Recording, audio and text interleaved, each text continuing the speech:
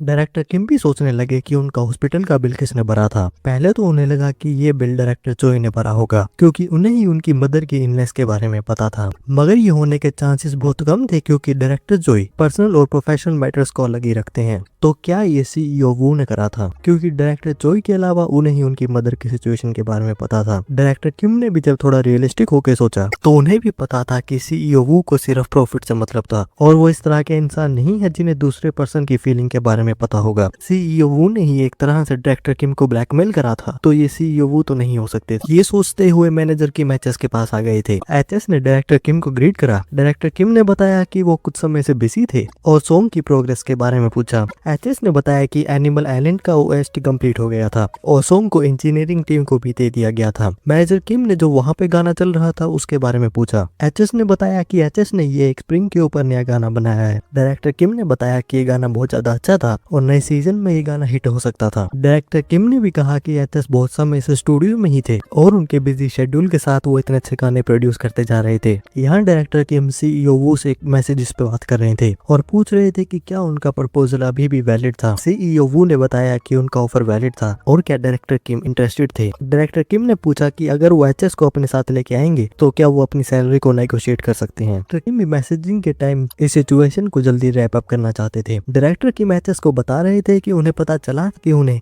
Composer association से invitation आया था, तो क्यों ना वो वहां जाके उसे अटेंड करे। मगर एचएस ने ये ऑफर रिजेक्ट कर दिया था। डायरेक्टर किम ने तभी वहां पे रियल एस्टेट के कॉन्ट्रैक्ट के पेपर देखे, तो उन्होंने एचएस को कहा कि वो ज्यादा स्पेकुलेशन ना करे और वो जल्दबाजी में कोई भी इन्वेस्टमेंट ना करें। एचएस ने बताया कि वो अपना घर शिफ्ट कर रहे थे। डायरेक्टर किम ने एचएस से पूछा कि उन्होंने 6 महीने पहले ये घर खरीदा था और वो इतनी जल्दी मूव कर रहे थे। एचएस ने इस बात पे एक नॉर्मल एग्रीमेंट दिया। डायरेक्टर किम ने एचएस की इस बात पे उनके लिए तारीफ करी और बताया कि उन्होंने अभी एक प्रोजेक्ट खत्म करा है, तो वो अपने आप को ज्यादा बिजी ना रखें। और ये बात क्या है कि डायरेक्टर किम वहां से जा रहे थे। एचएस ने डायरेक्टर किम से पूछा कि वो इतनी जल्दी क्यों जा रहे थे। डायरेक्टर किम ने बताया क्योंकि एचएस का ओएसटी रिलीज होने वाला था और उन्हें पीआर डिपार्टमेंट में जाके सभी लोगों को उनका काम समझाना था। एचएस ने भी कहा कि उन्हें प्रमोशन ज्यादा करने की जरूरत नहीं थी, क्योंकि ये प्रोजेक्ट हिट ही होने वाला था। एनिमल आइलैंड का ओएसटी रिलीज हुए 3 दिन हो चुके थे। ये एल्बम एलएस एंटरटेनमेंट के आर्टिस्ट की नहीं थी, तो कंपनी ने इस पे पूरा फोकस नहीं करा था। मगर जो लोग एचएस से क्लोज थे उनके लिए एक बहुत ही बड़ा इवेंट था। जापान में भी ओएसटी पे बहुत अच्छे रिएक्शंस आ रहे थे। डायरेक्टर किम भी लगातार एचएस को उनके स्टूडियो पे आके अपडेट्स दे रहे थे। डायरेक्टर किम ने एचएस को बताया क्योंकि ये सॉन्ग एक ऑफिशियल पब्लिक रिलीज नहीं था, तो वो इतनी जल्दी एक्यूरेट रिजल्ट्स तो नहीं दे सकते थे, मगर यूजर से रिस्पॉन्स बहुत अच्छे आ रहे थे। डायरेक्टर किम ने एचएस को बताया कि उन्होंने बहुत ही अच्छा काम करा था, तो क्यों ना वो कैफेटेरिया में जाए और बिल इस बार वो देंगी। एचएस ने भी डायरेक्टर किम से पूछा कि क्या वो कैफेटेरिया को लेकर शो ऑफ कर रहे थे। डायरेक्टर किम एचएस को कैफेटेरिया को लेकर बढ़ा चढ़ा के बताने लगे और कैफेटेरिया की वैल्यू को बढ़ा रहे थे। एचएस ने कहा कि उन्हें ये बातें पता थी और डायरेक्टर किम से पूछा क्योंकि वो दोनों ही एक अच्छे मूड में थे, तो क्यों ना वो बाहर जाके खाना खाए। डायरेक्टर किम ने भी एचएस की इस बात पर थोड़ा सोचा और एचएस से पूछा कि क्या बिल एचएस देने वाले थे। एचएस ने बताया कि ऑफ कोर्स वो बिल स्प्लिट ही करने वाले थे। डायरेक्टर किम ने एचएस से कहा कि अमीर लोग ज्यादातर ऐसा ही होते हैं। डायरेक्टर किम एचएस के साथ उनके नए अपार्टमेंट की लोकेशन पे आ गए थे। डायरेक्टर किम ने एचएस से कहा कि डिनर तो एक एक्सक्यूज ही था और वो वहाँ पे शो ऑफ करने आए थे। एचएस ने भी डायरेक्टर किम से कहा कि वो बिल्कुल सही कह रहे थे। डायरेक्टर किम ने एचएस को बताया कि उनके नए अपार्टमेंट की लोकेशन बहुत ज्यादा अच्छी थी। एचएस डायरेक्टर किम को अपार्टमेंट का एक टूर दे रहे थे। डायरेक्टर किम ने भी देखा कि अपार्टमेंट के बाहर बहुत अच्छा व्यू था और कह रहे थे कि जगह बहुत ज्यादा अमेजिंग थी। एचएस ने डायरेक्टर किम से पूछा कि क्या वो वहाँ पे रहना चाहते थे। डायरेक्टर किम ने कहा कि ये बहुत ज्यादा सिली क्वेश्चन था, क्योंकि वहाँ पे कोई भी रहना चाहेगा। एचएस ने डायरेक्टर किम से फिर से पूछा कि क्या वो वहाँ पे रहना चाहते थे। डायरेक्टर किम ने एचएस से कहा कि वो उनके साथ मजाक ना करें। एचएस ने बताया कि वो मजाक नहीं कर रहे थे। डायरेक्टर किम ने कहा कि अगर वो मजाक नहीं कर रहे थे तो ये बहुत ज्यादा बुरी बात थी, और एचएस को बताया कि अगर वो इंडस्ट्री में ऐसे ही एक्ट करेंगे तो इंडस्ट्री के बहुत सारे लालची लोग एचएस के पीछे आ जाएंगे। एचएस ने डायरेक्टर किम को बताया कि वो लालची नहीं थे और उन्होंने ये घर एज ए इन्वेस्टमेंट खरीदा था और घर पे कोई भी लोन भी नहीं था, तो उन्हें कोई टैक्स भी नहीं देने थे। और एचएस को बताया कि उन्हें ये पता ही होगा कि क्लोज रिलेशनशिप में फाइनेंशियल मैटर को अच्छी तरह से हैंडल करना चाहिए। एचएस ने डायरेक्टर किम से कहा कि अगर रिलेशनशिप क्लोज है तो उनका अच्छी तरह से ध्यान भी रखना चाहिए और इसी बात पे क्यों ना वो एक मंथली रेंट कॉन्ट्रैक्ट साइन करें। डायरेक्टर किम ने बताया कि एक सैलरी वाला पर्सन इस प्लेस को रेंट पे तो बिल्कुल भी नहीं ले सकता। एचएस ने डायरेक्टर किम को कहा कि क्यों ना वो पहले डॉक्यूमेंट को देखे और फिर इस बात को डिसाइड करें। डायरेक्टर किम बात को टाल रहे थे और एचएस को बता रहे थे कि वो किसी और को ढूंढते थे। एचएस ने डायरेक्टर किम से फर्म होके बोला कि वो कॉन्ट्रैक्ट को साइन करें। डायरेक्टर किम ने एचएस से पूछा कि वो इतने जिद्दी क्यों हो रहे थे।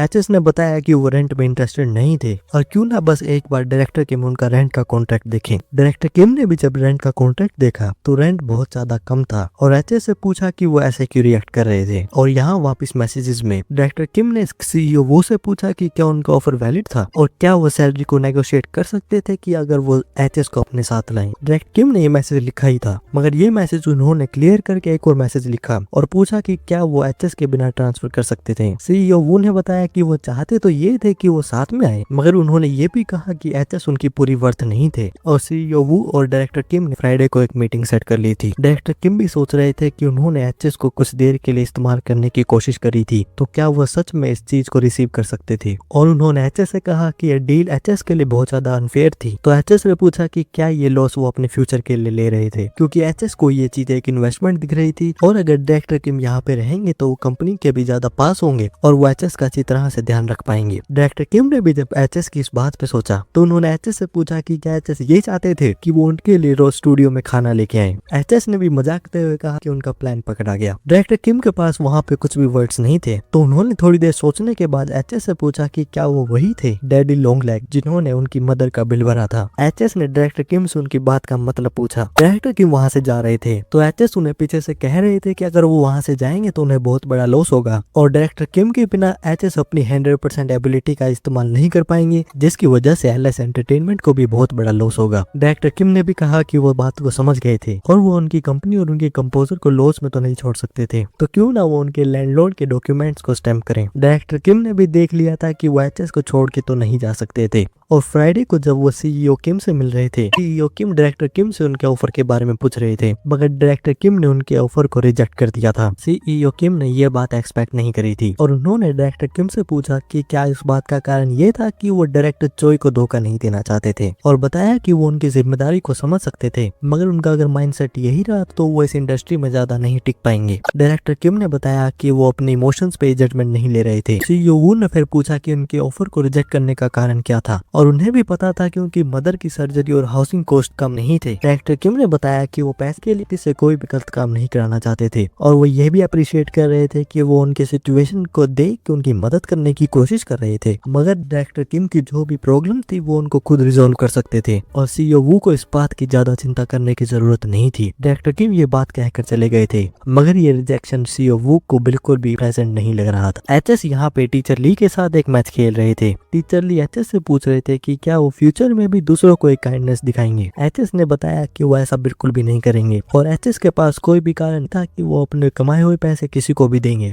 तो टीचर ली ने एचएस से पूछा कि क्या ये पर्सन उनकी फैमिली के जैसा था। एचएस ने बताया कि बात ऐसी नहीं थी, मगर इस बार उनकी पोजीशन थोड़ी अलग थी और बताया कि किसी इंसान का दिल वो पैसे से तो नहीं खरीद सकते थे। टीचर ली ने एचएस से पूछा कि क्या ये वो बात सिंसियरली कह रहे थे। एचएस ने बताया कि वो उन्होंने फुलफिल कर दिया था जो उस इंसान को सबसे ज्यादा चाहिए था और अगर डायरेक्टर किम को मनी के अलावा कुछ और चाहिए होता और अगर एचएस वो दे सकते तो उन्हें वो दे देते, क्योंकि मनी उनके लिए सिर्फ एक जरिया ही था। टीचर ली ने एचएस को केयरफुल होने के लिए कहा, क्योंकि एचएस को नहीं पता था कि कब उन्हें धोखा दे देगा और इस बात में फैमिली भी एक्सपेक्टेशन नहीं हो सकती थी। एचएस ने भी बताया कि वो भले ही किसी पर्सन का दिल तो नहीं खरीद सकते थे, मगर वो उम्मीद तो यही कर सकते थे कि वो उस इंसान की जिंदगी को थोड़ा और जीने लायक बनाए। एनिमल आइलैंड एक ऐसा गेम था जो अपने पहले सीजन से ही बहुत ज्यादा पॉपुलर था, मगर प्लेयर्स धीरे धीरे इस गेम को छोड़ने लगे क्योंकि गेम की मैनेजमेंट बहुत ज्यादा पुअर थी और एनिमल किंगडम के जो लॉन्ग टाइम प्लेयर्स थे वो भी बहुत ज्यादा डिसअपॉइंटेड। स्ट्रीमर हियोरी जो कि अपनी स्ट्रीम में गेम को लेकर ज्यादातर डिसअपॉइंटेड ही रहती हैं और हियोरी यहाँ पे स्ट्रीम कर रही थी। हियोरी की वोचर्स ने उनसे पूछा कि क्या उन्होंने एनिमल आइलैंड का नया गाना सुन लिया था,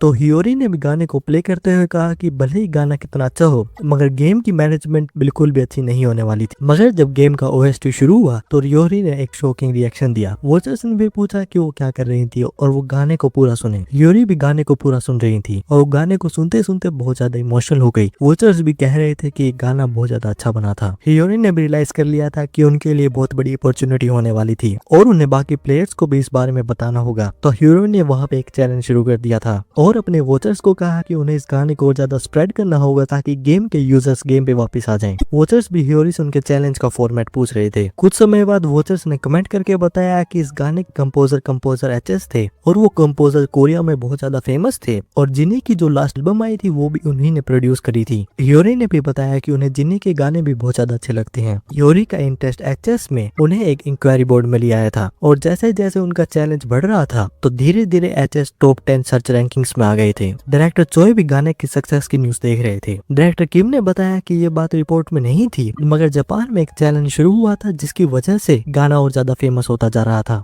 डायरेक्टर चोई ने भी बताया कि एचएस का टैलेंट चीजों को पॉपुलर बनाने में कुछ ज्यादा ही अच्छा था। डायरेक्टर किम ने भी बताया कि उन्हें पता नहीं था कि वो एचएस को लकी कहें या फिर कुछ ज्यादा ही स्किल, और एचएस की सक्सेस को देखते हुए तो ऐसा ही लग रहा था कि एचएस के पास स्किल और लक दोनों ही है और एचएस भी और आगे जाने वाले हैं। डायरेक्टर चोई को भी पता था कि डायरेक्टर किम सब कुछ खुद ही मैनेज करते हैं और डायरेक्टर किम ने एक्सटर्नल सक्सेस में कभी भी बिलीव नहीं करा था मगर अचानक से वो उस पर इतना ट्रस्ट दिखा रहे हैं तो देख के ऐसा ही लग रहा था कि डायरेक्टर किम को भी कुछ ऐसा मिल गया था जिसे मैं वो बिलीव कर पा रहे थे। तभी डायरेक्टर किम के पास गेम की कंपनी से एक मेल आ गया था। डायरेक्टर चोई ने पूछा कि मेल किस बारे में था। डायरेक्टर किम ने डायरेक्टर चोई को बताया कि कंपनी एचएस के गाने का मीनिंग पूछना चाहती थी क्योंकि गाने का टाइटल एम्प्टीनेस था। डायरेक्टर चोई ने डायरेक्टर किम से पूछा कि एचएस ने उन्हें उनके गाने का मतलब बताया है। डायरेक्टर किम ने बताया कि एचएस ने उन्हें कुछ भी नहीं बताया था और इसका मतलब कुछ ऐसा ही होगा जो लोग आजकल अंदाजा लगा रहे हैं। और यहाँ एचएस गाने के टाइटल एम्प्टीनेस का मतलब बता रहे हैं और बता रहे हैं कि मतलब है कि सब कुछ खत्म हो गया है और यहाँ गाने का कुछ भी एक्सटर्नल मीनिंग नहीं है। एम्प्टीनेस का मतलब ही है सब खत्म। कोरियन और जापानीज ट्रांसलेशन में ये मीनिंग ये है कि सॉन्ग का जो इमोशन है वही उसका मतलब है। मेरे को नहीं समझ आई बात, कमेंट करो तुम आई हो तो। और फिर डायरेक्टर किम और एचएस गाने के मीनिंग को लेकर थोड़ा बहस करने लगे और मजाक करने लगे और मजाक में डायरेक्टर किम ने एचएस से कहा कि वो गाने का मतलब पब्लिक में कुछ रिलीज करें और एचएस ने गाने का मतलब वो रिलीज कर दिया था। लोग भी इस बात पर रिव्यू कर रहे थे और यहाँ पे एक और पर्सन रिव्यूज को देख रहे थे और बताया कि उनके शो के सिंगर स्टार्स को इसी बस की जरूरत थी और अपने टीम मेंबर को कह रहे थे कि वो चाहते थे कि वो एचएस को मेन जज बनाएं। टीम मेंबर ने बताया कि उन्होंने 5 बार ऑफिशियल रिक्वेस्ट भेजी थी मगर सभी रिक्वेस्ट रिजेक्ट हो चुकी थी। पर्सन ने बताया कि वो जेबी का इस्तेमाल कर सकते थे। टीम मेंबर को ये बात समझ नहीं आई और ये पर्सन थे हियोशी। हियोशी ने जेबी के असिस्टेंट के पास कॉल करा था और बताया कि वो के सिंगर स्टार्स की कास्टिंग के लिए कॉन्टैक्ट कर रहे थे। जेबी के मैनेजर ने बताया कि उन्होंने इस ऑफर को पहले भी रिजेक्ट कर दिया था तो वो इस चीज को लेकर इतना पुश क्यों कर रहे थे। हियोशी ने पूछा कि क्या वो जेबी से डायरेक्टली बात कर सकते थे। भले ही जेबी मैनेजर के साइड में थे मगर मैनेजर ने कहा कि जेबी इस समय बिजी थे तो वो डायरेक्ट कॉल नहीं कर सकते थे। हियोशी ने पूछा कि क्या वो उनका मैसेज पास कर सकते थे। जेबी ने मैनेजर से पूछा कि वो किससे बात कर रहे थे। मैनेजर ने बताया कि वो एक कास्टिंग के लिए कॉल आया था। हियोशी ने भी कॉल पे जेबी को सुन लिया था। मैनेजर ने हियोशी से कहा कि वो अपनी बात कह सकते थे क्योंकि जेबी कॉल पे सुन रहे थे। हियोशी ने जेबी से कॉल पे कहा कि वो हाल ही में एचएस एक बैठा रहे थे। मैनेजर ने पूछा कि वो इस बात को क्यों पूछ रहे थे। हियोशी ने पूछा कि क्या वो एचएस के साथ एक रीमैच करना चाहते थे। जेबी ने पूछा कि वो किस रीमैच के बारे में बात कर रहे थे। हियोशी ने बताया कि कुछ भी कंफर्म नहीं था मगर एक डिस्कशन चल रही थी कि एचएस उनके शो में आने वाले थे। जेबी ने बताया कि उन्होंने सुना तो ये था कि एचएस कोई भी ब्रॉडकास्ट अपीयरेंस नहीं करते हैं और वो सिर्फ प्राइवेट इंटरव्यू ही करते हैं। हियोशी ने यहाँ पे एक सीधा सीधा झूठ बोला और कहा कि अगर जेबी शो पे आएंगे तो एचएस भी वहाँ पे शो पे जरूर आएंगे और वो उनके रीमैच के लिए वहाँ पे उन्हें एक प्रॉपर स्टेज देना चाहते थे। और जब शो टॉप 10 पे आएगा तो वहाँ पे एक कंपटीशन होगा जिसमें दोनों कंपोजर के बनाए हुए गानों के बीच में होगा और सब कुछ हियोशी की टीम हैंडल करेगी और जेबी को सिर्फ वहाँ पे एक अच्छा गाना बनाना होगा। जेबी भी इस बात को सुनते हुए एचएस के एक स्टेटमेंट को याद कर रहे थे जिसमें एचएस ने जेबी को उनके बेट के हारे हुए डोनेशन के बारे में कहा था। हियोशी ने सोचा उनका प्लान वर्क नहीं कर रहा था मगर जेबी ने बताया कि अगर एचएस वहाँ पे आएंगे तो जेबी भी वहाँ पे जरूर आएंगे। और यहाँ एचएस जो कि अपने स्टूडियो में थे वहाँ पे सिंगर मून से रिक्वेस्ट कर रहे थे। एचएस ने सिंगर मून से कहा कि वो अपने वर्ड्स को सोच समझ के बोले क्योंकि लोग वहाँ पे उनकी बातों को गलत फहमी में ला सकते हैं। कि सिंगर मून यहाँ पे एचएस से एक कॉन्सर्ट के बारे में एग्रीमेंट करना चाहते थे। डायरेक्टर किम भी वहीं थे और उन्होंने वहाँ पे फोन पे कुछ देखा और कहने लगे कि वो बिना एग्रीमेंट के आर्टिकल को रिलीज कैसे कर सकते हैं। और यहाँ आर्टिकल में ये लिखा था कि जेबी के स्टार्ट सिंगर में एक जज बन गए हैं और उन्होंने ये कहा है कि वो एच के साथ जज बनते हैं। तो कुछ आर्टिकल्स ये आने लगे कि क्या जेबी और एचएस यहाँ पे एक और कंपटीशन करने वाले हैं और ये कंपटीशन के स्टार सिंगर शो में होने वाला है। के स्टार सिंगर प्रोडक्शन टीम ने एक आर्टिकल निकाल दिया था जिसमें स्टेटमेंट ये थी कि शो के फाइनल्स में जेबी और एचएस के ओरिजिनल गाने इस्तेमाल होने वाले थे। एचएस को भी के स्टार सिंगर के बारे में याद था और इस शो का पहला सीजन बहुत बड़ा हिट हुआ था और शो की ऑडिशन की रेटिंग अब तक के किसी भी प्रोग्राम में सबसे ज्यादा थी जिसकी वजह से ये शो 10 सीजन तक चला था और इस शो की वजह से काफी नए ऑडिशन प्रोग्राम भी शुरू हुए थे। सिंगर मून ने भी बताया कि उन्हें भी के स्टार सिंगर से एक कास्टिंग ऑफर आया था मगर सिंगर मून ने ऑफर को रिजेक्ट कर दिया था क्योंकि उनके पहले से कॉन्सर्ट के शेड्यूल थे और उन्हें टीवी की अपीयरेंस पसंद नहीं थी। एचएस ने बताया कि उनके जजेस के लाइनअप की ग्रेड को देख के तो यही देखा जा रहा था कि प्रोडक्शन टीम बहुत ज्यादा डिटरमेंट थी। डायरेक्टर किम ने एचएस से पूछा कि क्या वो फिर से जेबी से कम्पीट करने वाले थे। एचएस ने बताया कि वो जेबी में अब इंटरेस्टेड नहीं थे। किम ने बताया कि वो एक ऑफिशियल आर्टिकल रिलीज कर देंगे जिसमें वो उनके ऑफर को रिजेक्ट कर देंगे। सिंगर मून जो एचएस को उनके कॉन्सर्ट में बुलाने की कोशिश कर रहे थे तो एचएस के स्टार सिंगर के बारे में सोच रहे थे। के स्टार सिंगर के हिट होने के बाद काफी नए प्रोग्राम शुरू हुए थे मगर बहुत कम को सक्सेस मिली थी। एचएस को भी लगा उनके सक्सेस का कारण उनकी प्रोडक्शन टीम हो सकती थी। एचएस को भी अचानक से याद आया कि उन्होंने के स्टार सिंगर अपनी पास्ट लाइफ में उनका पहला पॉडकास्ट देखा था और शो के सेकंड राउंड में वहां पे एक पर्सन आया था जिसने स्टेज पे बैठ के एक परफॉर्मेंस दी थी और परफॉर्मेंस बहुत ज्यादा अच्छी थी। सिंगर ने वहां पे एक खुद का लिखा हुआ गाना गाया था और वो गाना एचएस को एक एज्ड वाइन जैसा लग रहा था मगर जजेस सिंगर का टैलेंट पहचान नहीं पाए थे और बताया था कि सिंगर की आवाज गाने से मैच नहीं हो रही थी तो इसलिए उन्होंने सिंगर को पहले राउंड में रिजेक्ट कर दिया था जिसके बाद वो सिंगर गायब हो गया था। एचएस ने सिंगर से रिजेक्ट होने के बाद एक्सपेक्ट तो यही करा था कि सिंगर बाद में भी गाने बनाएंगे मगर जब एचएस एक कंपोजर बन गए थे और उन्होंने भी सिंगर को ढूंढने की कोशिश करी थी तो वो सिंगर को ढूंढ नहीं पाए थे। तो एचएस ने डायरेक्टर किम से कहा कि वो जाना चाहते थे। डायरेक्टर किम ने पूछा कि वो कहाँ जाने की बात कर रहे थे तो एचएस ने बताया के सिंगर स्टार। डायरेक्टर किम ने एचएस से पूछा मगर एचएस को तो अपना चेहरा दिखाना पसंद नहीं था। एचएस ने बताया कि ये बात सच थी मगर वो अपनी जिंदगी जैसा चाहते थे वैसा तो नहीं बिता सकते थे और एचएस ने इसके बाद डायरेक्टर किम को एक पेन ड्राइव दे दी थी जिसमें उनका नया गाना था और ये गाना भी कंप्लीट नहीं हुआ था क्योंकि यहाँ पे सिर्फ एक हमिंग गाइड ही थी। डायरेक्टर किम ने एचएस से पूछा कि क्या उन्होंने गाने के लिए सिंगर को डिसाइड कर लिया था। एचएस ने बताया कि गाने के लिए उन्हें रिन सही लग रही थी तो डायरेक्टर किम ने भी कहा कि रिन फिर से बहुत ज्यादा मेहनत करने वाली थी और रिन यहाँ पे गाने की प्रैक्टिस कर रही थी और एचएस का ये गाना चेरी ब्लॉसम्स के नए सीजन से इंस्पायर था। रिन भी एचएस के स्टूडियो में आ गई थी और उन्होंने एचएस से कहा कि उन्होंने कभी भी डाउट नहीं करा था कि वो उन्हें दोबारा बुलाएंगे। एचएस ने रिन से कहा कि वो कुछ ज्यादा ओवर स्टेटमेंट कर रही थी और पूछा कि क्या उन्होंने प्रैक्टिस करी थी। रिन ने बताया कि जब से उन्हें गाने की फाइल मिली थी तो वो तब से प्रैक्टिसिंग कर रही थी। एचएस ने रिन से कहा कि वो वार्म अप करे और गाने के लिए तैयार हो जाए और एचएस भी जब प्रोड्यूसिंग के लिए तैयार हो रहे थे तो उन्होंने रिन के पेपर्स देखे और पेपर्स में बहुत ज्यादा एडजस्टमेंट थी और उन्होंने कंपोजिंग शुरू कर दी थी और कुछ समय बाद कंपोजिंग खत्म हो गई थी। रिन ने एचएस से पूछा कि क्या वो वहाँ पे एंड कर रहे थे। एचएस ने बताया था कि सेशन कंप्लीट हो गया था। रिन ने एचएस से पूछा कि क्या उनकी तबीयत ठीक तो थी और क्या वो गाने की कंपोजिंग नाम की तो नहीं कर रहे थे क्योंकि वो वहाँ पे अनॉयड थे।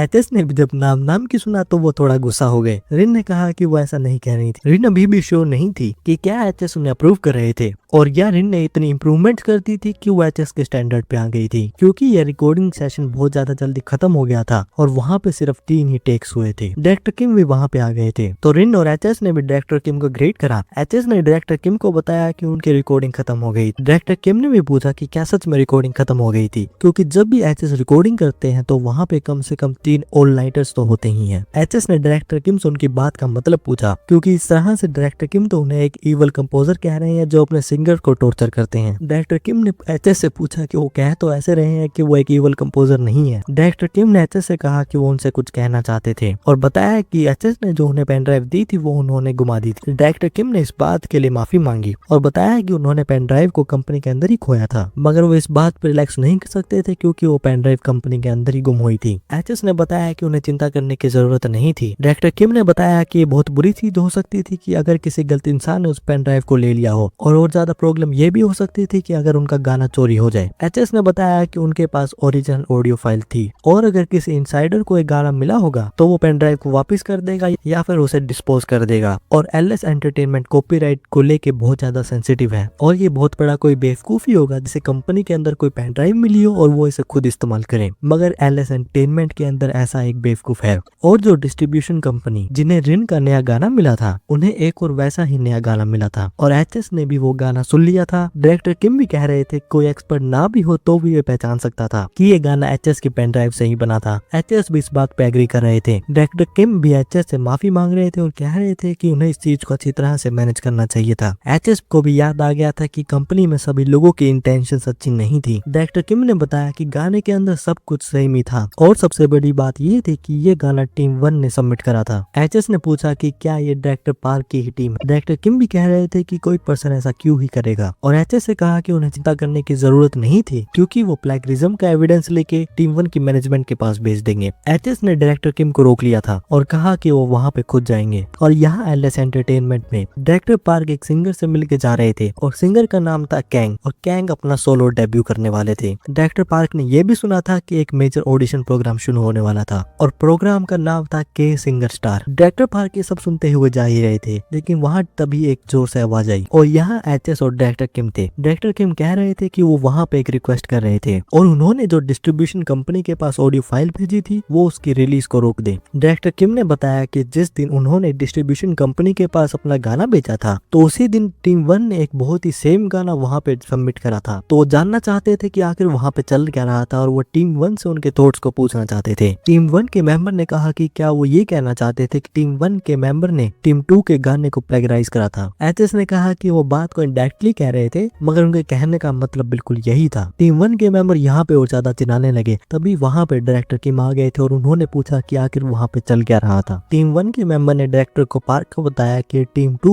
वहां पे अक्यूज कर रही थी कि टीम 1 ने उनका गाना चुराया था। डायरेक्टर पार्क ने एचएस से कहा कि क्या एचएस को ऐसा लग रहा था कि वहां पे उनके कुछ गाने हिट हो गए थे तो वो कंपनी में कुछ भी कर सकते थे। एचएस ने बताया क्योंकि वहां पे डायरेक्टर पार्क आ ही गए थे तो वहां पे वो पॉइंट टू पॉइंट बात करेंगे और बताया कि उन्होंने स्प्रिंग सीजन के लिए गाना तैयार करा था और उन्होंने एक पेन ड्राइव जिसमें गाना था डायरेक्टर किम को दी थी और गलती से वो पेन ड्राइव वहां से गायब हो गई थी। फिर जब गाना कंप्लीट हुआ और उन्होंने जब वो गाना डिस्ट्रीब्यूटर के पास भेजा तो डिस्ट्रीब्यूटर ने बताया कि उनके पास टीम 1 से भी एक सेम गाना आया था। डायरेक्टर पार्क ने एचएस से पूछा कि क्या उनके पास इस बात का कुछ भी प्रूफ था। एचएस ने बताया कि उनके पास प्रूफ तो नहीं था मगर टाइमिंग देख के वो कोइंसिडेंस तो नहीं कह सकते थे और मेन पॉइंट ये था कि यहाँ पे प्लेगरिज्म हुआ था। पार्क ने बताया कि वो प्लेगरिज्म वर्ड कुछ ज्यादा ही इजीली बोल रहे थे और आज के टाइम पे एक समय पे बहुत ज्यादा गाने रिलीज होते हैं और सिर्फ कुछ वर्ड्स को मिला के वो प्लेगरिज्म तो बिल्कुल भी नहीं कह सकते थे। एचएस ने बताया कि डायरेक्टर पार्क वहां पे गाने को सुन के खुद ये देख सकते थे कि वहां पे प्लेगरिज्म हुआ था या नहीं हुआ था। डायरेक्टर पार्क ने कहा कि उन्हें गाने सुनने की जरूरत नहीं थी क्योंकि उन्हें पता था कि यहाँ पे एचएस की टीम ने गाने को चुराया था। एचएस ने बताया कि उन्होंने डायरेक्टर किम को यूएसबी देने से पहले गाने का कॉपीराइट ले लिया था। डायरेक्टर किम ने भी ये बात एक्सपेक्ट नहीं करी थी। एचएस ने डायरेक्टर पार्क से पूछा कि क्यों ना इस चीज को वो सेटल करें और आखिर देखें ये गाना किसने पहले बनाया था। एचएस ने बताया कि ये बात गलत नहीं थी कि डायरेक्टर पार्क अपनी टीम के इंटरेस्ट के बारे में सोच रहे थे मगर डायरेक्टर किम किसी के प्रोफेशन को ऐसे वहां पे खत्म नहीं कर सकते थे और वो उम्मीद तो यही करेंगे कि वो इस चीज को अच्छी तरह से हैंडल करें और जजमेंट बिल्कुल सही रखें। डायरेक्टर पार्क ने अपने टीम मेंबर से पूछा कि क्या उन्होंने जो गाना भेजा था वो प्लेगराइज था तो टीम मेंबर ने इस बात पे एग्री कर लिया। तो पार्क ने टीम मेंबर से डायरेक्टली पूछा कि क्या उन्होंने स्प्रिंग एंडिंग गाना खुद बनाया था। टीम मेंबर यहाँ पे हेजिटेट करने लगे और डायरेक्टर पार्क से माफी मांगने लगे। वहाँ पे एक और पर्सन थे और वो टीम मेंबर पे चिल्लाने लगे और कहने लगे कि वो एक कंपनी के कंपोजर के साथ ऐसा कैसे कर सकते थे और क्या उन्हें कुछ भी आइडिया नहीं था कि एलएस एंटरटेनमेंट कॉपीराइट्स को कितनी अच्छी तरह से डील करती है। टीम मेंबर ने बताया कि उन्हें पता नहीं था ये गाना कंपोजर एचएस का था और जब उन्हें वो पेन ड्राइव मिली तो उन्होंने क्यूरियोसिटी के लिए गाने को चेक करा था और फाइल में कुछ भी नेम नहीं था और उसमें सिर्फ हमिंग थी तो उन्हें लगा कि वो गाना सिर्फ एक डेमो था। पर्सन ने कहा कि वो सिर्फ एक्सक्यूजेस बना रही हैं और कुछ भी फर्क नहीं पड़ता है कि वहाँ पे उन्होंने क्या लगा क्योंकि जो भी उन्होंने करा था वो गलत था। टीम मेंबर ने बताया कि वो बहुत समय से एक अच्छा गाना नहीं बना पा रहे थे और क्योंकि टीम की परफॉर्मेंस भी अच्छी नहीं थी तो उन्होंने ये डिसीजन टीम की मदद के लिए किया था। वहाँ पे वो पर्सन फिर से टीम मेंबर पे चिल्लाने लगे और कहने लगे यहाँ पे सभी गलती उन्हीं की। डायरेक्टर पार्क ने वहाँ पे डायरेक्टर ओ को रुकने के लिए कहा और बताया कि वो भले ही कंपोजर पे कितना भी चलाएं वहाँ पे जो चीज हो चुकी थी वो उसे अंडू तो नहीं कर सकते थे। डायरेक्टर पार्क को भी पता था कि एलएस एंटरटेनमेंट कॉपीराइट को बाकी किसी भी कंपनी से बहुत ज्यादा स्ट्रिक्टली मैनेज करती है और जब भी कोई गाना खरीदा जाता है तो वो गाना एक कंप्लीट लीगल प्रोसेस से गो थ्रू होता है और यहाँ तक कि एलएस एंटरटेनमेंट में कुछ केसेस ऐसे भी हैं कि जब भी कोई प्लेगरिज्म क्लेम होता है तो कंपनी कंपोजर के साथ कॉन्ट्रैक्ट को टर्मिनेट कर देती है और जो भी रॉयल्टी सेटलमेंट होते हैं सब कुछ रोक दिए जाते हैं। और यहाँ एक कंपोजर ने कंपनी के एक दूसरे कंपोजर का गाना चुरा लिया था तो यहाँ पे यही कहा जा सकता है कि एक पुलिस स्टेशन के अंदर चोरी हो गई थी। डायरेक्टर पार्क ने बताया कि ये बात डायरेक्टर किम को पता थी और कुछ समय में ये बात डायरेक्टर चोई और फिर कुछ समय बाद सीईओ के पास ये बात चली जाएगी।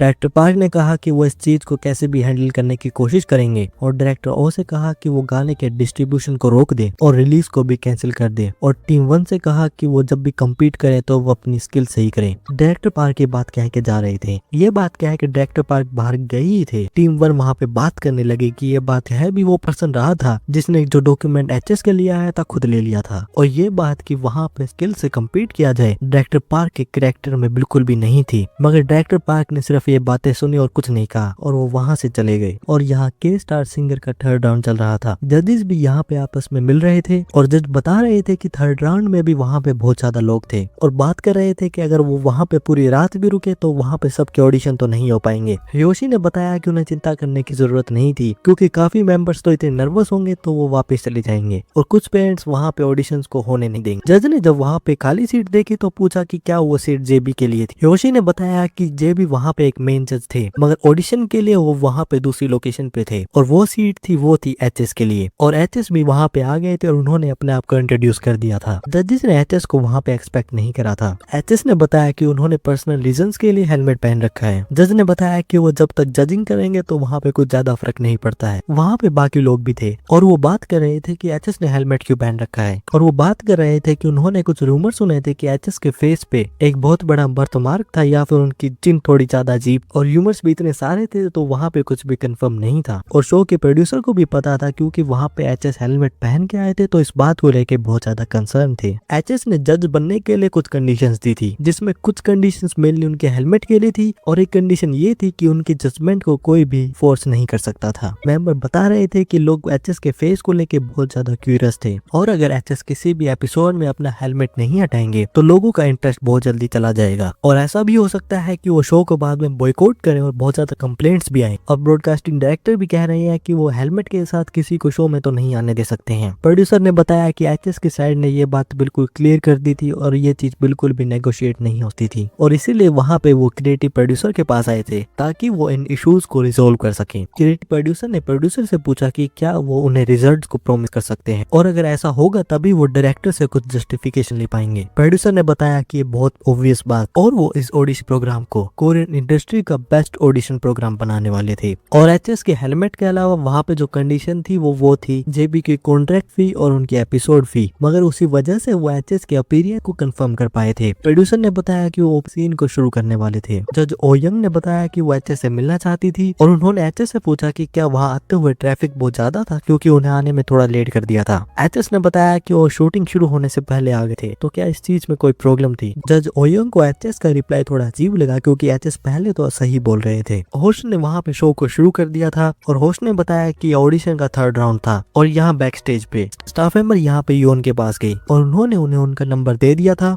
और कहा कि वो अपनी उसे शर्ट पे लगा ले और जैसे उनके नंबर बोला जाए तो वो स्टेज पे जा सकते थे। के सिंगर स्टार के ऑडिशन का थर्ड राउंड शुरू हो गया था और स्टेज पे वहाँ पे एक पर्सन गिटार पे आ गया था और उन्होंने बताया कि उनका नाम योन था और एचएस ने भी योन को पहचान लिया था। योन के लोनली चाइल्डहुड में ना ही उनके साथ उनकी फैमिली थी ना ही उनके दोस्त था तो सिर्फ इनका गिटार। योन ने भी कहा अगर वो इस ऑडिशन में फेल हो जाएंगे तो वो अपना गिटार बेच देंगे और योन प्रे तो यही कर रही थी कि वो इस ऑडिशन में फेल ना हो। जज ओयंग ने एचएस से पूछा कि क्या वो सिर्फ रिजेक्शन ही देते हैं। एचएस ने बताया कि उनके पर्सपेक्टिव से उनके रिजेक्शन का कारण ये था कि ना ही उनके पास स्किल थी और ना ही पोटेंशियल। जज ओयंग ने बताया कि बात तो यही होगी। एक और जज ने बताया कि एक और पार्टिसिपेंट जुन के यंगर सिबलिंग है। ओयंग ने बताया कि जुनसू वही है जो कि एक बहुत ज्यादा फेमस वोकलिस्ट है तो क्या उनके भाई अच्छा गाना गा सकते थे। ओयंग और दूसरे जज स्पेकुलेट करने लगे कि उनके अकॉर्डिंग फाइनल्स में कौन जाने वाला था। ओयंग ने बताया कि उन्हें ऐसा लगता था कि ऑडिशन में एडिशन फाइनल में जाने वाले थे और उन्होंने एडिशन को एक दूसरे प्रोग्राम में भी देखा था जहाँ पे वो फाइनल पे गए थे। जज ने एचएस से एडिशन के बारे में उनके व्यूज पूछे। एचएस ने बताया कि उन्होंने भी वो प्रोग्राम देखा था। जज ने पूछा कि क्या एडिशन टॉप 10 में पहुंचने वाले थे। एचएस ने बताया कि उन्होंने एडिशन पे ज्यादा अटेंशन नहीं दी थी। ओयंग ने पूछा कि एचएस को क्या लगता था कि टॉप 10 में कौन पहुंचने वाला था तो एचएस ने वहां पे अपना जवाब दे दिया था और योन स्टेज पे आ गई थी। जज ओयंग ने योन को पहले कभी भी नहीं देखा था तो उन्होंने योन को अपने आप को इंट्रोड्यूस करने के लिए कहा। योन ने अपनी इंट्रोडक्शन दी मगर वो इंट्रोडक्शन देते हुए थोड़ा नर्वसली बोल रही थी। जज ओयंग योन को कहा कि वो रिलैक्स करे और वो कंफर्टेबली गाना गा सकती थी तो जब योन ने कंफर्टेबली सुना तो वो जमीन पे बैठ गई। इस बात पे जज भी थोड़ा सरप्राइज थे। योन गाने के लिए कौन डिस्कॉन्सर्टेट करने की कोशिश कर रही थी और कह रही थी कि अगर वो ज्यादा ही नर्वस फील कर रही है तो वो सभी लोगों को एक डोल की तरह देखें। फिर योन ने गाना गाना शुरू कर दिया और योन ने वहाँ पे सिर्फ एक लाइन गाई ही थी। जज ओयंग ने उनको रुकने के लिए कहा और बताया कि इतनी परफॉर्मेंस काफी थी। ओयंग भी सोच रही थी कि उन्होंने सिर्फ एक ही लाइन गाई थी। जज ओयंग के अकॉर्डिंग योन की आवाज चार्मिंग थी, मगर योन की गाने की प्रोनाउंसिएशन अच्छी नहीं थी और उसी के साथ योन के फंडामेंटल्स भी बहुत ज्यादा कम थे। जज ओयंग को एक बोनस ये भी मिला क्योंकि ये परफॉर्मेंस सबको देखने के लिए डिप्रेसिंग भी थी और ये शो एक बहुत हाई लेवल कंपटीशन होने वाला था। तो जज ओयंग के पास योन के टैलेंट को पॉलिश करने का टाइम नहीं था, इसीलिए जज ओयंग ने योन को एलिमिनेशन के लिए वोट कर दिया था। दूसरे जज ने बताया कि योन की आवाज बहुत ज्यादा चार्मिंग थी मगर उनकी स्किल लैक कर रही थी, तो उन्होंने भी एलिमिनेशन के लिए वोट कर दिया था। होस्ट योन को स्टेज से जाने के लिए कह ही रहे थे, मगर एचएस ने एक सवाल पूछा और पूछा कि क्या वो वहाँ पे उनका सुपर पास इस्तेमाल कर सकते थे। जजेस ने ये बात एक्सपेक्टेड नहीं करी थी। योन ने भी जब एचएस को देखा वो बहुत ज्यादा सरप्राइज हो गई और ऑडिशंस के बाद कुछ न्यूज आर्टिकल्स आए। कुछ आर्टिकल्स इस बारे में थे कि वहाँ पे जो सरप्राइज जज होने वाला था वो एचएस होने वाले थे और शो ने भी एक आर्टिकल निकाल दिया था कि एचएस ने अपना सुपर पास इस्तेमाल कर दिया। जेबी भी ये न्यूज देख रहे थे और वो कह रहे थे कि ये सब चीटिंग थी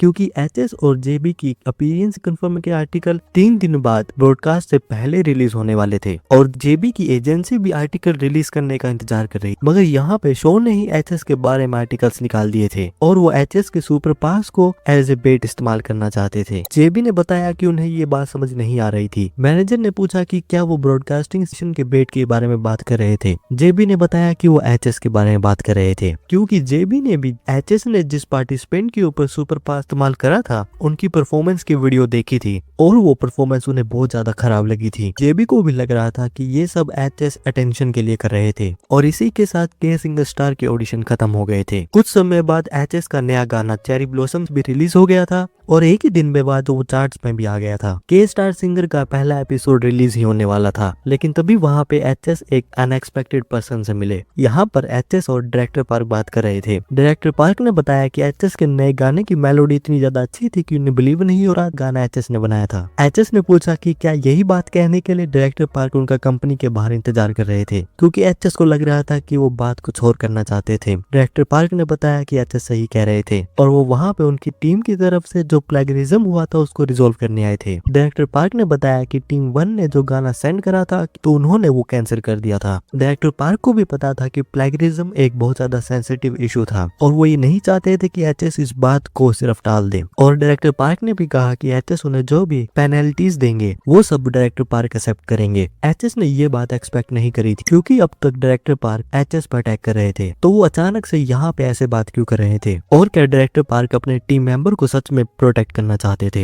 एचएस ने डायरेक्टर पार्क को बताया कि सब कुछ नेचुरल कोर्स पे आ गया था, तो वहाँ पे डायरेक्टर पार्क को कोई भी डिसएडवांटेज और कोई भी रिस्पॉन्सिबिलिटी लेने की जरूरत नहीं थी। डायरेक्टर पार्क ने एचएस से पूछा कि क्या उन्होंने ये बात हायर अप्स को रिपोर्ट नहीं करी थी। एचएस ने बताया कि उन्होंने ऐसा नहीं करा था। डायरेक्टर पार्क ने इस बात का कारण पूछा। एचएस ने बताया कि कारण ये था कि चेरी ब्लॉसम्स बिना किसी प्रॉब्लम्स के रिलीज हो गया था, तो एचएस के पास ये बात रिपोर्ट करने का कोई भी कारण नहीं था। डायरेक्टर पार्क भी अपने पास्ट के बिहेवियर के बारे में सोच रहे थे और अपने सभी एक्शंस को रिग्रेट कर रहे थे। एचएस ने बताया कि उन्होंने सभी तरह की अच्छी और बुरी चीजें देखी थी, मगर फ्यूचर में एचएस ये चाहते थे कि डायरेक्टर पार्क अपने एक्शंस को पॉजिटिव में ही रखें। डायरेक्टर पार्क ने भी अपने सभी एक्शंस के लिए माफी मांग ली थी और यहाँ पे डायरेक्टर किम कह रहे थे कि उन्होंने एचएस से बहुत रिक्वेस्ट करी थी, मगर एचएस ने उन्हें नहीं बताया था कि उन्होंने सुपर फास्ट किस पे इस्तेमाल करा था। और यहाँ पे के स्टार सिंगर का पहला एपिसोड रिलीज हो गया था। पहले एपिसोड के स्टार्टिंग में वहाँ पे जजेस बैठे हुए थे और ऑडिशन हॉल दिखाया जा रहा था। उसके बाद सभी 8 कंटेस्टेंट्स को दिखाया जा रहा था और जजेस की आपस में डिस्कशन हो रही थी। और फाइनली जब स्क्रीन पे एचएस आए तो व्यूअर्स भी कह रहे थे कि वहाँ पे सच में एचएस थे, मगर एचएस ने हेलमेट क्यों पहन रखा था। एपिसोड में फिर योन की परफॉर्मेंस की बारी आ गई थी। योन ने एपिसोड में अपने आप को इंट्रोड्यूस करा और योन भी जब फ्लोर पे बैठी तो व्यूअर्स को भी ये बात थोड़ी अजीब लगी और योन ने एपिसोड में अपनी पहली लाइन गा दी थी और जज ओयंग ने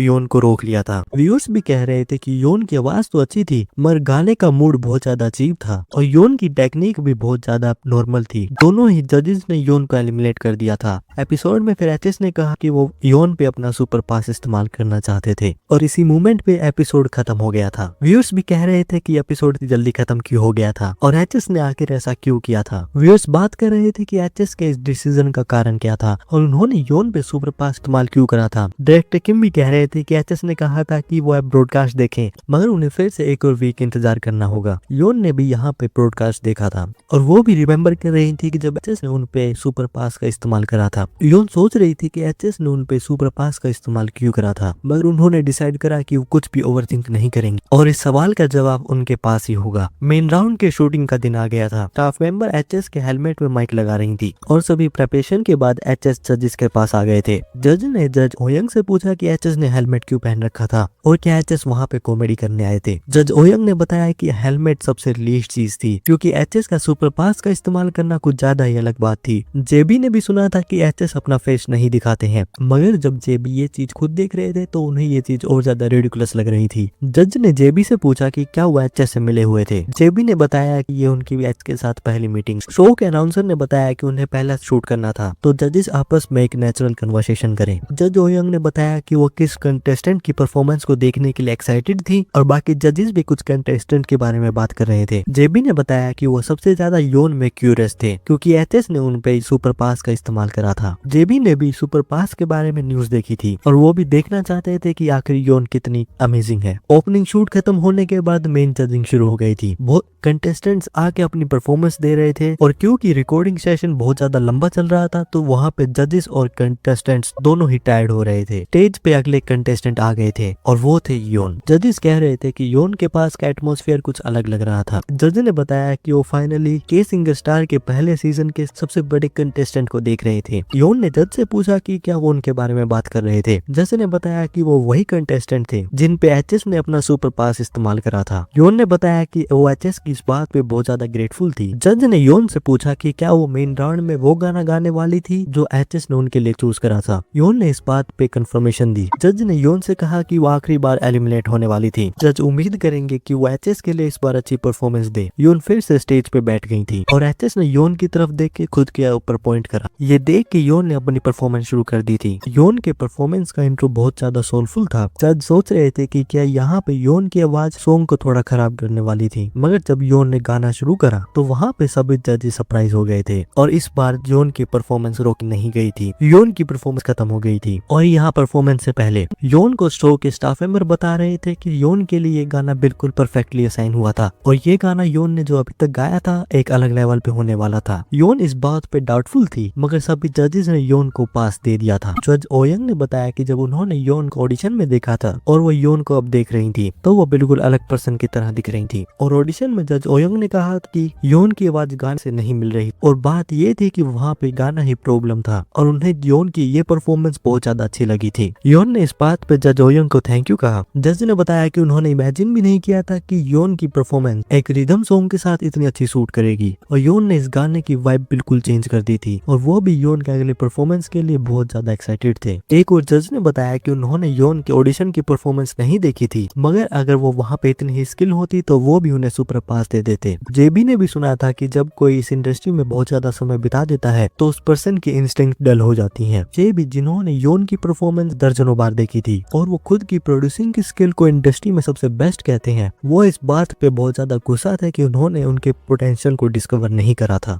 एचएस ने योन से कहा कि उन्होंने बहुत ज्यादा अच्छी परफॉर्मेंस दी और वो भी अगले राउंड के लिए एक्साइटेड थे। योन ने थैंक यू कहा। शूटिंग खत्म हो गई थी और जज बात कर रहे क्या सिर्फ एक गाने को चेंज करने से परफॉर्मेंस बिल्कुल बदल सकती है और एचएस से पूछा कि क्या एचएस ने ये बात ऑडिशन में ही प्रेडिक्ट कर ली थी। जज ओयंग ने बताया कि सभी लोग आजकल एचएस के बारे में बात कर रहे थे तो उन्होंने भी इस बात कारण वहाँ पे देख लिया था क्योंकि एचएस के अलावा योन का टैलेंट किसी ने भी नहीं पहचाना था। स्टेज पे फिर नेक्स्ट परफॉर्मर आ गए थे और उन्होंने बताया कि उनका नाम कैंग था। एचएस ने भी जब कैंग का नाम सुना तो उन्हें याद आया कि कैंग एलएस एंटरटेनमेंट के ट्रेनी ही थे। कैंग की परफॉर्मेंस के बाद कैंग ने भी वहाँ पे राउंड को पास कर लिया था। जज ओयंग ने कैंग से पूछा कि वो बहुत ज्यादा अच्छा तो फील कर रहे होंगे क्योंकि उन्होंने एचएस के सामने एचएस का गाना गाया था और एचएस ने वो गाना अप्रूव कर दिया था। जज ने बताया कि कैंग के फंडामेंटल्स बहुत ज्यादा सॉलिड थे और उनके स्टेज पे प्रेजेंस भी बहुत ज्यादा आउटस्टैंडिंग थे। बाकी जजेस भी कैंग की परफॉर्मेंस की तारीफ कर रहे थे। एचएस ने जब कैंग की परफॉर्मेंस देखी तो उन्होंने देखा कि कैंग उस तरह के सिंगर है जो किसी भी गाने को आसानी से गा सकते हैं,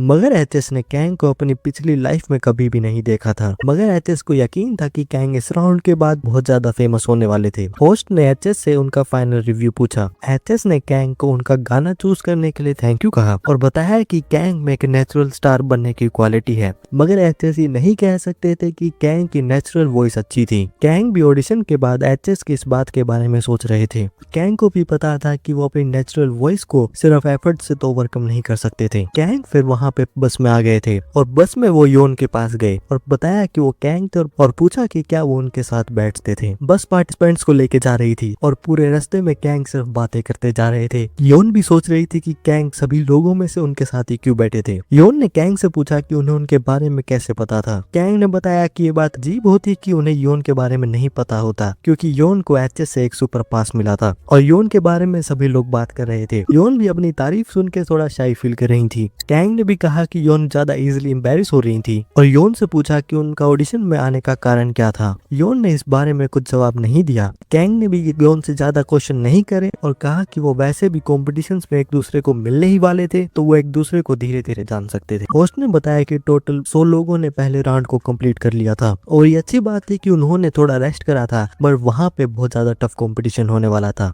और अब सभी पार्टिसिपेंट्स को एक कंपटीशन कंप्लीट करना था और सेकंड राउंड में वहां पे सभी जजेस के एक सॉन्ग थे। होस्ट ने बताया कि एक जज को सिर्फ 20 ही लोग चूज कर सकते थे और वो मिशन को तब बताएंगे जब सभी लोग अपने जज को चूज कर लेंगे। कैंग को पता था कि वहां पे सभी सिंगर और कंपोजर बहुत ज्यादा फेमस थे और ये मिशन शायद 1 वर्सेस 1 होने वाला था। एचएस के नाम के सामने ज्यादा लोग नहीं जा रहे थे तो वो भी वही सोच रहे थे जो कैंग सोच रहे थे कि एचएस से पास होना बहुत ज्यादा मुश्किल था। मगर जब कैंग ने ये देखा कि योन ने एचएस को चूज करा था तो कैंग ने भी अपने जज को चूज कर लिया था। जजेस को चूज करने के बाद होस्ट ने बताया कि अगला राउंड होने वाला था 1 वर्सेस 1 और पार्टिसिपेंट वहां पे लिखे हुए गाने को किसी भी तरह से इलेक्ट्रिक बोर्ड पे गा सकते थे। पार्टिसिपेंट्स ने ये बात एक्सपेक्ट तो करी, मगर जब होस्ट ने ये कहा कि टाइम लिमिट सिर्फ 3 ही घंटे की थी तो लोगों ने ये बात एक्सपेक्ट नहीं करी थी। कैंग को पता था कि एचएस के गाने को 20 लोगों ने चूज करा था तो वहाँ पे 10 लोग सर्वाइव करने वाले थे। होस्ट ने फिर वहाँ पे मैचअप के लिए एक व्हील घुमा दिया था और 1 वर्सेस 1 के लिए पार्टिसिपेंट चूज किए जा रहे थे और अगले मैच के लिए जब व्हील घुमाया गया तो वहां पे नाम आया योन और कैंग का। योन और कैंग ने ये बात बिल्कुल भी एक्सपेक्ट नहीं करी थी और यहाँ कैंग के पास्ट में कैंग अपने डैड को कह रहे थे कि वो एक सिंगर बनना चाहते थे। कैंग के डैड ने कैंग को कहा कि ये बात बहुत अच्छी थी कि ये बात वो उन्हें शेयर कर रहे थे।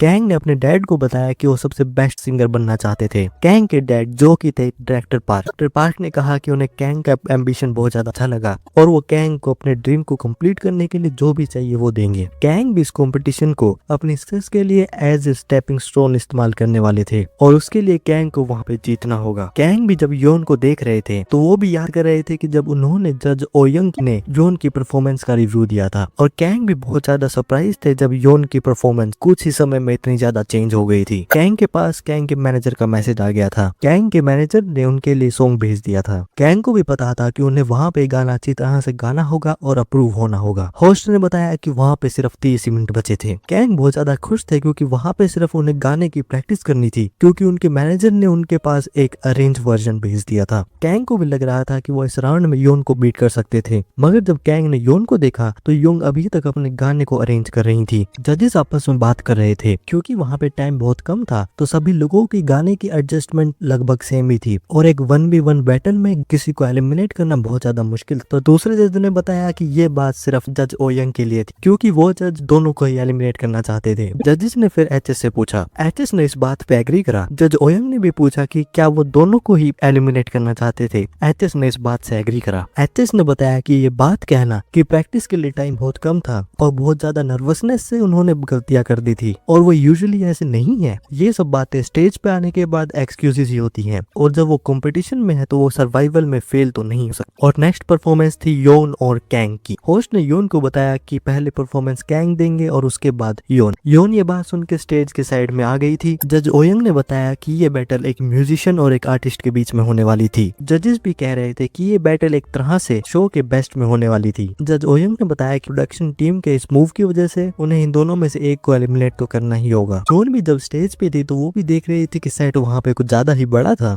जजेस ने कैंग से पूछा कि क्या उन्होंने कम समय में भी अच्छी तरह से प्रिपरेशन दी थी। कैंग ने बताया कि वो वहाँ पे अपना बेस्ट देने वाले थे। कैंग के गाने की अरेंजमेंट ओरिजिनल सॉन्ग में बहुत ज्यादा ऑल्ट्रेशन करने के बाद करी गई थी और क्योंकि ये गाना एचएस का था जो कि जिनी ने गाया था, तो कैंग ने जिनी की भी बहुत ज्यादा लाइव परफॉर्मेंस की वीडियोस देखी थी और गाने में खुद के भी एडलिप्स डेवलप करे थे। कैंग भी वहाँ पे ये प्रूव करना चाहते थे कि वो योन से बेटर इंस्ट्रूमेंट है। कैंग ने इस कॉन्फिडेंस के साथ वहाँ पे अपनी परफॉर्मेंस शुरू कर दी थी। योन भी देख रही थी कि कैंग की परफॉर्मेंस बहुत ज्यादा अच्छी थी और भले ही सॉन्ग में इमोशन कुछ डीप थे मगर वो इतने ज्यादा हैवी नहीं लग रहे थे। योन भी सोच रही थी कि कैंग इतने ज्यादा कॉम्प्लेक्स इमोशंस इतना रिलैक्स एक्ट करते हुए कैसे गा रहे थे। कैंग की परफॉर्मेंस खत्म हो गई थी। जज ओयंग ने बताया क्योंकि ये एक 1v1 तो वो अपनी इवैल्यूएशन योन की परफॉर्मेंस के बाद देंगी। कैंग को लग रहा था कि उनकी परफॉर्मेंस काफी होने वाली थी। योन स्टेज पे आ गई थी। जजेस ने योन से उनकी इस राउंड के बारे में उनकी फीलिंग के बारे में पूछा। योन ने एक पॉजिटिव रिप्लाई दिया। जज ओयंग ने बताया कि वो देख रही थी कि योन वहाँ पे फिर से गिटार का इस्तेमाल करने वाली थी और वो भी देखना चाहती थी कि वो जिनी के गाने में किस तरह की परफॉर्मेंस गिटार के साथ देंगी और योन से कहा कि वो अपनी परफॉर्मेंस को शुरू कर सकती थी।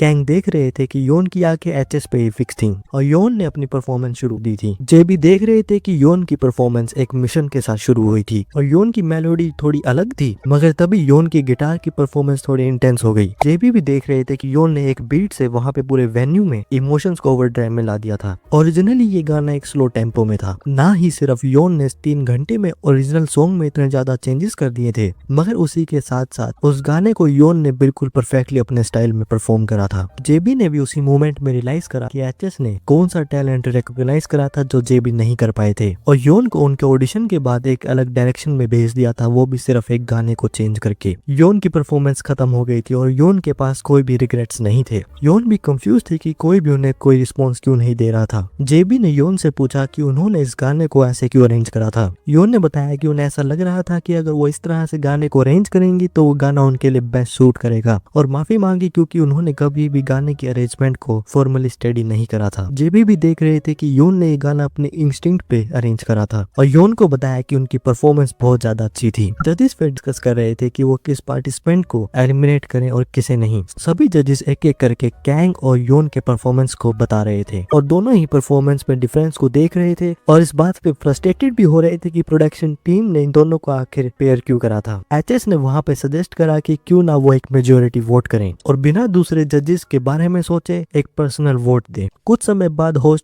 बाद होस्ट ने अनाउंसमेंट करी कि अब वो बताने वाले थे कि एच के ग्रुप में से कौन एलिमिनेट होने वाला था और जो भी पार्टिसिपेंट एलिमिनेट नहीं होगा वो अपने आप अगले राउंड में चला जाएगा और एलिमिनेशन के बाद एलिमिनेटेड पर्सन कुछ भी कहे स्टेज से चला जाए। होस्ट ने बताया कि जो पार्टिसिपेंट एलिमिनेट होने वाला था वो थे कैंग। कैंग इस बात पे शौक थे। होस्ट ने बताया कि जजेस ने एचएस के ग्रुप में से जो 20 परफॉर्मेंस सुनी थी, कैंग की परफॉर्मेंस उस 20 में से सेकंड बेस्ट थी और भले ही ये बात कहने में थोड़ी क्रूर लगे मगर कैंग का मैचअप इस बार बैड लक में हुआ था। कैंग इस बात से सैड थे मगर उन्होंने स्टेज पे सिर्फ थैंक यू कहा और वो स्टेज से जा रहे थे। कैंग जजेस से एक दूसरे चांस के बारे में भी नहीं कह पाए थे और ना ही वो अपनी कंपनी में कॉल करके कुछ स्ट्रिंग्स को पुल कर सकते थे क्योंकि कैंग को भी पता था कि योन की विक्ट्री वेल डिजर्विंग थी मगर फिर भी कैंग इस बात पे बहुत ज्यादा सैड थे क्योंकि कैंग ने भी जीतने की कोशिश में कुछ गलत मेथड्स का इस्तेमाल करा था और वो इस बात पे भी थोड़ा खुश थे क्योंकि जब उन्होंने ये देखा था योन ने 2 घंटे अपने गाने को अरेंज करने में बिताए थे मगर एंड में कैंग योन का एडमायर कर रहे थे क्योंकि योन ने अपने म्यूजिक पे कभी भी डाउट नहीं करा था। कैंग वहाँ पे घर नहीं जाना चाहते थे और वो स्टेज पे थोड़ा और समय बिताना चाहते थे। एचएस ने कैंग से पूछा कि वो सिंगिंग कंटिन्यू तो करने वाले थे। कैंग भी एचएस की आवाज सुन के थोड़ा सरप्राइज थे। एचएस ने कैंग से पूछा कि क्या वो एक बार फेल होके गिव अप करने वाले थे। कैंग ने कहा कि वो ऐसा बिल्कुल नहीं करेंगे और वो अपनी सिंगिंग की कंटिन्यू करेंगे। एचएस ने फिर कैंग को एक कार्ड दे दिया था और बताया कि वो कैंग को फ्यूचर में गाना देंगे।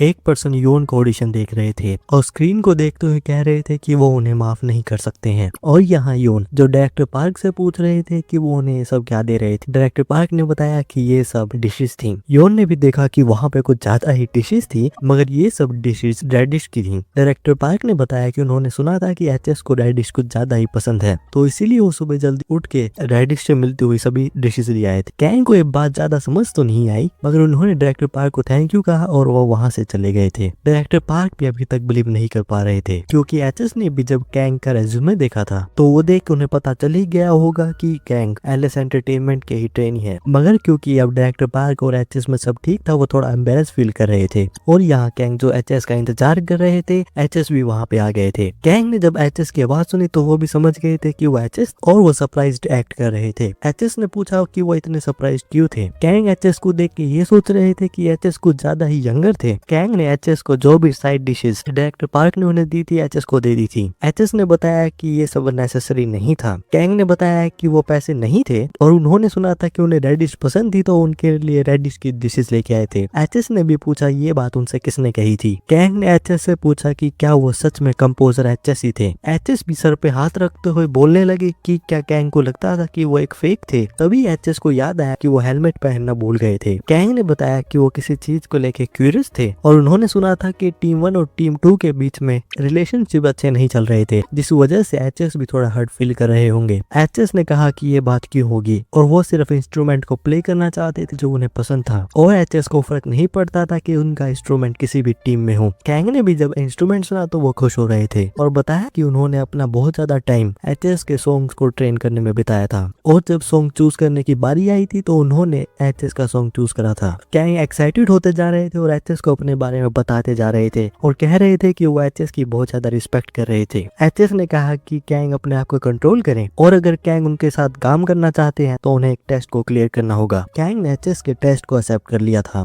एचएस ने मजाक करते हुए कहा कि अगर उन्हें नाक से गाना पड़ा तो क्या वो फिर भी गाएंगे। कैंग को ये बात समझ नहीं आई। एचएस ने बताया कि वो मजाक कर रहे थे। एचएस ने कैंग को बताया कि वो उन्हें समर के कॉन्सेप्ट का सॉन्ग देने वाले थे और उन्होंने उनके चेरी ब्लॉसम के सॉन्ग को तो सुना ही होगा, जिस सॉन्ग का कॉन्सेप्ट स्प्रिंग पे था, और वो एक समर कॉन्सेप्ट के ऊपर एल्बम बनाने वाले हैं। और कैंग को बताया कि जैसे ही सॉन्ग फिनिश होता है तो वो उन्हें उनके स्टूडियो में बुला ले। कैंग भी ये बात समझ गए थे और वो वहां से जा रहे थे। डायरेक्टर पार्क ने कैंग को रोक लिया था और कैंग को हग कर लिया था और हग करते हुए बताया कि वो फिर से के स्टार सिंगर पे जाने वाले थे। कैंग इस बात पे थोड़ा कंफ्यूज थे और इस बात का कारण ये था कि शो की एक पार्टिसिपेंट जिनका नाम था डाजिन, जिन्होंने जजेस पे कोई भी स्ट्रॉन्ग इंप्रेशन नहीं छोड़ा था, मगर क्योंकि वो टॉप 10 में सिलेक्ट हो गई थी तो उसके बाद उनके स्कूल बुलिंग के बहुत ज्यादा आर्टिकल्स रिलीज हो रहे थे, जिस वजह से प्रोडक्शन टीम ने उन्हें निकाल दिया था और कैंग को शो पे वापस बुला लिया था। और प्रोडक्शन टीम के लिए एक बात यही बची थी कि वो जजेस को एक एग्रीमेंट पे लिखी है, जिस एग्रीमेंट में वो टॉप 10 को पहले से चूज करेंगे। और यहाँ पे प्रोड्यूसर संगजिन और क्रिएटिव प्रोड्यूसर बैठे हुए थे। एचएस और डायरेक्टर किम भी वहाँ पे आ गए थे। क्रिएटिव प्रोड्यूसर ने बताया कि वो एचएस को बताना चाहते थे कि के स्टार सिंगर के टॉप 10 कौन होने वाले थे, और उन्होंने डायरेक्टर किम से बात कंफर्म करी कि क्या कैंग एलएस एंटरटेनमेंट के कॉन्ट्रैक्ट के अंडर है। डायरेक्टर किम ने ये बात कंफर्म करी। क्रिएटिव प्रोड्यूसर ने बताया कि जैसा वहाँ पे एचएस और डायरेक्टर किम को पता ही होगा कि इन सब ऑडिशन प्रोग्राम के कैंडिडेट पहले से ही डिसाइडेड होते हैं, और क्योंकि प्रोग्राम के रिलेशनशिप मेजर कंपनीज के साथ होते हैं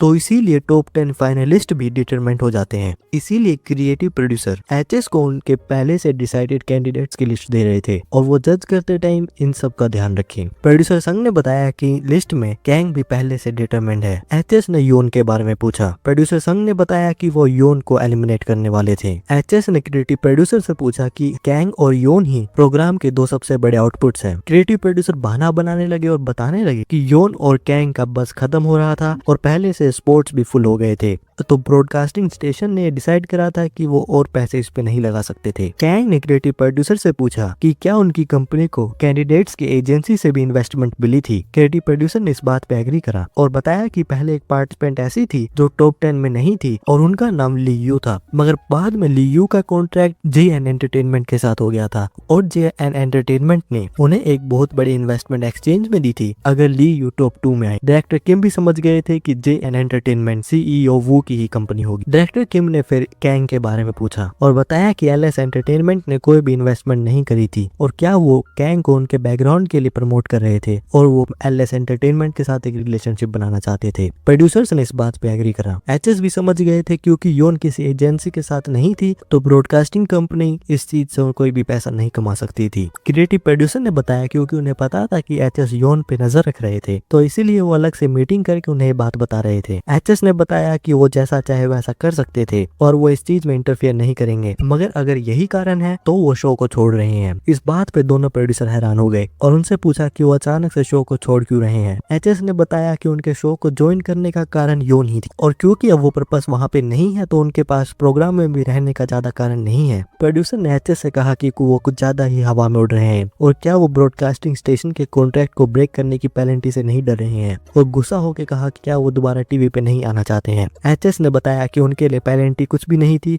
और वो सबको पे कर देंगे और प्रोड्यूसर्स ही थे जो उनके पास एचएस के पास आए थे क्योंकि एचएस कभी भी टीवी पे भी नहीं आना चाहते थे और एचएस को टीवी पे कोई एक्टिविटीज चाहिए भी नहीं थी और उन्हें ब्रॉडकास्टिंग कंपनी के साथ उनके रिलेशनशिप से भी कोई भी फर्क नहीं पड़ता था। डायरेक्टर किम भी एचएस को देखते हुए उनकी तारीफ कर रहे थे। प्रोड्यूसर ने फिर एचएस किम से कहा कि वो एचएस को रोक क्यों नहीं रहे थे। डायरेक्टर किम ने क्रिएटिव प्रोड्यूसर से पूछा कि क्या उन्हें लगता था कि वो एचएस को रोक सकते थे। एचएस ने फिर कहा कि अगर वो इस चीज में कॉम्प्रोमाइज नहीं कर सकते थे तो क्यों ना वो उन्हें जस्टिफिकेशन दे जिसकी वजह से योन टॉप 10 में आ जाए और एचएस ने ये बात योन को बता दी थी और बताया कि अब टॉप 10 नहीं टॉप 11 होने वाले थे। योन भी बहुत ज्यादा हैरान थी और योन ने पूछा कि क्या वो सच में योन को एलएस एंटरटेनमेंट से एक एक्सक्लूसिव कॉन्ट्रैक्ट दे रहे हैं। उसने बताया क्योंकि योन के पास कोई भी एजेंसी नहीं थी तो वो इसलिए टॉप 10 से बाहर निकालने जा रही थी और बताया कि एचएस के लिए ये बात जरूरी नहीं थी कि वहाँ पर योन पास होनी चाहिए थी और उनका एलएस एंटरटेनमेंट के साथ कॉन्ट्रैक्ट करना भी जरूरी नहीं था, मगर एचएस को योन का टॉप 10 में न आने का कारण सही नहीं लग रहा था। योन कह ही रही थी कि क्या ये बात अनफेयर नहीं थी तो एचएस ने कहा कि रूल्स को ब्रेक करना या फिर रूल्स को थोड़ा घुमाना और क्या यही थॉट्स योन को कॉन्ट्रैक्ट को साइन करने से रोक रहे हैं। योन को पता था कि वो सिर्फ एक पार्टिसिपेंट थी और वो प्रोड्यूसर के डिसीजन को चेंज नहीं कर सकती थी। योन का गैस भी यही था कि इसीलिए एचएस और एलएस एंटरटेनमेंट उन्हें कॉन्ट्रैक्ट ऑफर कर रहे थे। तो योन ने पूछा कि क्या सच में उनकी वर्थ इतनी इन्वेस्टमेंट जितनी थी और नर्वस होते हुए बताने लगी कि वो एचएस की जजमेंट को डाउट नहीं कर रही थी, मगर उनके लिए इतना बड़ा कॉन्ट्रैक्ट थोड़ा अनफेमिलियर लग रहा था और वो चिंता में थी कि अगर वो उनके एक्सपेक्टेशंस को कंप्लीट नहीं कर पाएंगी। एचएस ने बताया कि ऐसा नहीं होने वाला था और वो पैथेटिक एक्ट करने के बजाय कॉन्ट्रैक्ट को साइन करें। डायरेक्टर किम ने भी कहा कि वो योन को पैथेटिक तो कुछ ज्यादा ही बोल रही हैं। एचएस ने बताया कि योन एक इंस्ट्रूमेंट से वो प्ले करना चाहते हैं और उनकी वैल्यू उनके करंट ऑफर से बहुत ज्यादा है। योन ने भी जब ये बात सुनी तो उन्हें उनका पास्ट याद आ गया जब उन्होंने अपने मॉम और डैड को खोया था, जिस बात से वो ज्यादा डरी हुई थी और वो अकेले नहीं रहना चाहती थी। तो योन ने कॉन्ट्रैक्ट को साइन कर लिया था और कहा कि वो और आगे जाना चाहती थी और सिंगिंग करना चाहती थी। और यहाँ पे प्रोड्यूसर संघ ने क्रिएटिव प्रोड्यूसर को भी बता दिया कि योन ने एलएस एंटरटेनमेंट के साथ कॉन्ट्रैक्ट साइन कर लिया था। एचएस और डायरेक्टर किम जा रहे थे तो डायरेक्टर किम ने एचएस को पीछे से रोका और एचएस को बताया कि अगर वो इतना इंपॉर्टेंट कॉन्ट्रैक्ट किसी को दे रहे हैं तो क्यों ना वो पहले उनसे डिस्कस करें। तो एचएस ने बताया कि वो वैसे भी योन के साथ कॉन्ट्रैक्ट करने ही वाले थे और वहां से जाते हुए कहने लगे कि उन्हें बाद में थैंक्स कहेंगे क्योंकि जब भी वो किसी इंस्ट्रूमेंट को चूज करते हैं तो कभी भी फेल नहीं होता। डायरेक्टर किम ने भी कहा कि वो भी देखना चाहते थे कि वो इस इंस्ट्रूमेंट को कैसे प्ले करेंगे और कुछ दिन बाद क्रिएटिव प्रोड्यूसर ने सभी जजेस को पहले से सिलेक्टेड कैंडिडेट्स जो कि टॉप 11 में आने वाले थे उनकी लिस्ट दे दी थी और बता रहे थे कि वो अपने बाकी सब कैंडिडेट्स की जजमेंट इसी के अकॉर्डिंग रखें। जज ओयंग भी देख रही थी कि वो ये कह रहे थे कि वो जो पार्टिसिपेंट लिस्ट में नहीं थे उनका स्कोर सी दे। जज ओयंग को ये बात कुछ ज्यादा ही लग रही थी क्योंकि उन्हें पता था कि ऑडिशंस पहले तो रिग्ड होते हैं, मगर वो उम्मीद बेस्ट की ही कर रही थी और उन्हें बात कुछ ज्यादा ही लग रही थी कि यहाँ सिर्फ 1-2 नहीं सभी 11 स्पॉट पहले से सिलेक्टेड हो चुके थे। यहाँ पे सीईओ वू कह रहे थे कि पहले तो बात ये थी कि वहाँ पे सिर्फ टॉप 10 होने वाले थे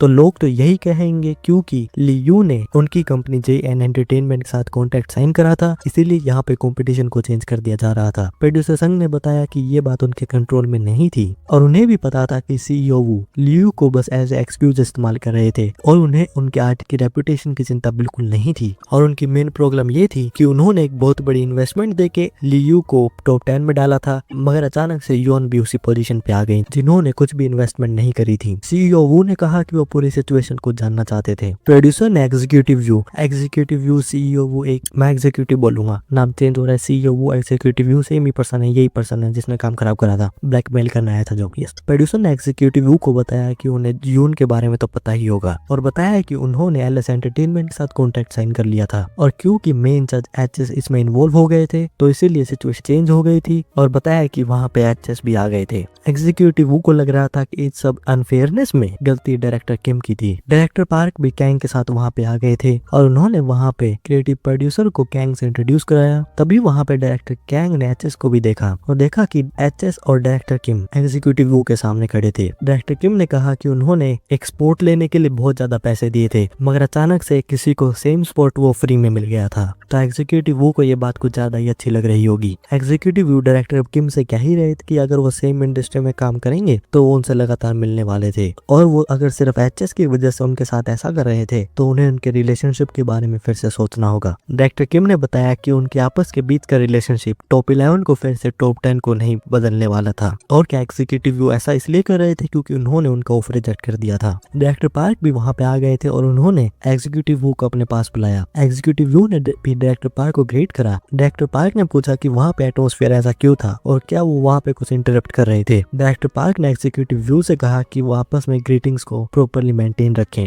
और वो आपस में लड़ाई में टाइम वेस्ट ना करें। एग्जीक्यूटिव व्यू ने भी कहा कि वो कौन सी लड़ाई की बात कर रहे थे। डायरेक्टर पार्क ने भी कहा कि अगर ये बात नहीं तो वो डायरेक्टर किम से किस बारे में बात कर रहे थे। भले ही एग्जीक्यूटिव व्यू डायरेक्टर पार्क की कंपनी में काम नहीं कर रहे थे मगर फिर भी फैक्ट तो ये था कि डायरेक्टर पार्क एग्जीक्यूटिव व्यू की रैंक से बहुत ज्यादा ऊपर थे तो वो उनकी बात का डिसरिस्पेक्टफुल जवाब तो नहीं दे सकते थे। डायरेक्टर पार्क ने भी एग्जीक्यूटिव व्यू से पूछा कि वो कुछ कह तो नहीं रहे थे। डायरेक्टर व्यू ने बताया कि वो स्काउटिंग कर रहे थे और वो ये बात डायरेक्टर पार्क के सामने नहीं कहना चाहते थे जो कि डायरेक्टर किम की कंपनी में थे मगर स्काउटिंग के ऑफर देना बहुत ज्यादा कॉमन बात थी। डायरेक्टर पार्क ने भी कहा कि जब कंपनी में एग्जीक्यूटिव व्यू और डायरेक्टर किम साथ में थे तो उनके रिलेशनशिप अच्छे थे तो ये बात नॉर्मल ही थी कि वो बाद में उनको स्काउट करने की कोशिश करेंगे मगर डायरेक्टर पार्क एग्जीक्यूटिव व्यू से इस बारे में नहीं पूछ रहे थे और वो डायरेक्टर व्यू से चाहते थे कि वो उन्हें एक सीधा जवाब दे।